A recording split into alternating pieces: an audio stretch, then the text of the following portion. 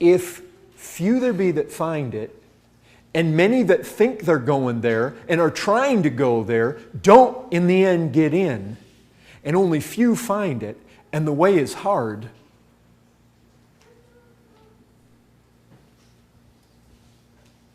then is it not likely? Look, by default, if few there be that find it, then what? What's the opposite? Many don't find it. And if you don't find life, what do you find? Death. Death. It says destruction. So if many find destruction and few find life, is it not likely that among this group that I talk to right now, is there not a great possibility that many of you are going to find destruction and only few of you are going to find life? Is that not consistent with what Jesus is teaching there? Is that not concerning? Does the word destruction just kind of go over your head and through your ears and off your back as just a light matter? Let me describe destruction for you. You know, Jesus gave us the most vivid descriptions.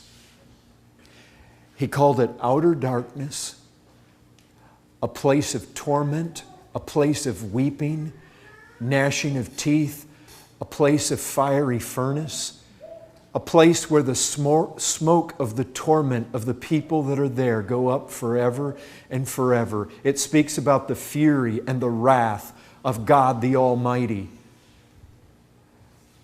Do you know why there's weeping there? Do you know why some of you will weep there? Some of you that hear my voice will indeed, I have no doubt, weep in that place. For a variety of reasons. But one of them is this. Listen, you know the devil fell. The devil was an angel. The devil and a third of the angels of heaven fell into sin. And do you realize this? When they fell, that was it. Their judgment was final. Do you realize you were not the first to sin? The devils, the demons, they sinned first. God never sent them a Savior. God never sent them a way of escape. God never sent them a remedy for their sin. God never offered them hope, never offered them heaven, never offered them good, grace, mercy. They were damned. And in fact, we're told that the lake of fire was created exactly for them. Do you know one of the reasons that some of you will weep in destruction the way you will weep?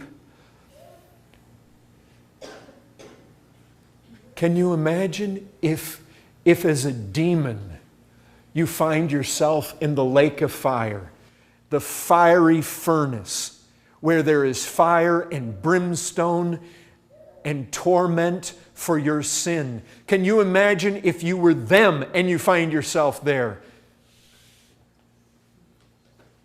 There will be sorrow on their part. There will be torment, there will be pain, there will be anguish, there will be sighs and groans and wails. But can you imagine if you find yourself there? After God sent His Son into this world to save sinners? Can you imagine if you find yourself in the lake of fire when there was a way offered you out?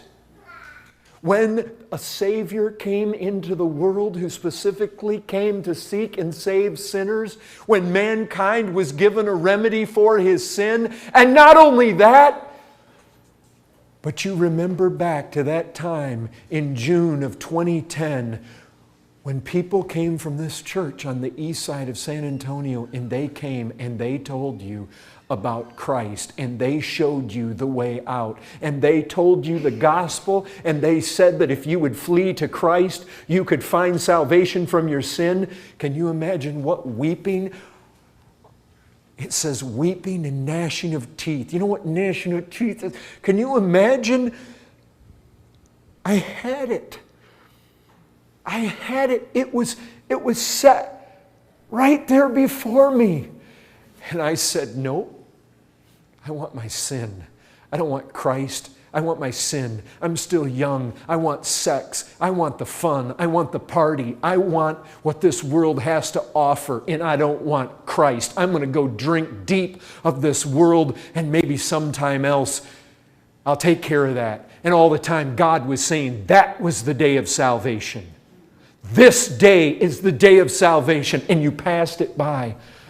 And now you're damned, and you're in that lake of fire, and you had it. It was right there.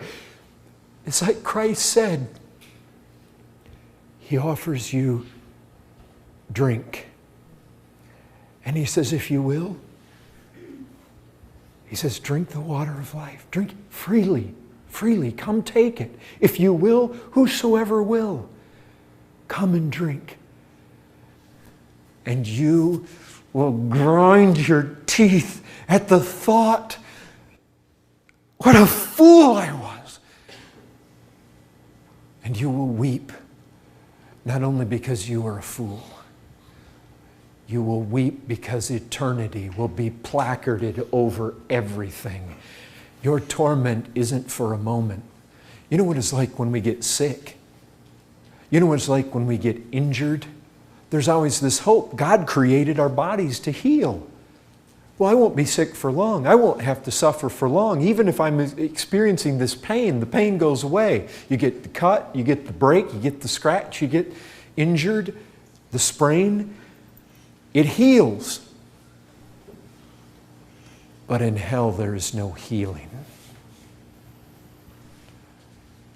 It's forever and forever and forever and forever. Few there be that find it.